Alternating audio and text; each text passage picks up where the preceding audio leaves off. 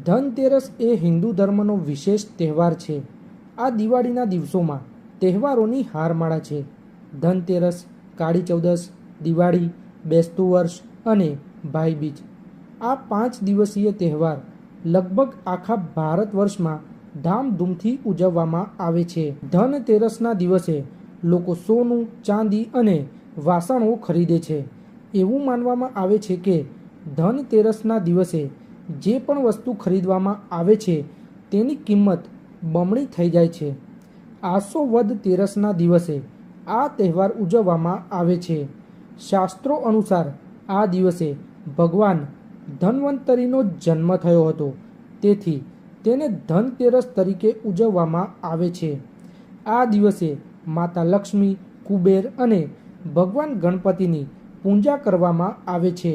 આમ કરવાથી દેવતાઓ પ્રસન્ન થાય છે અને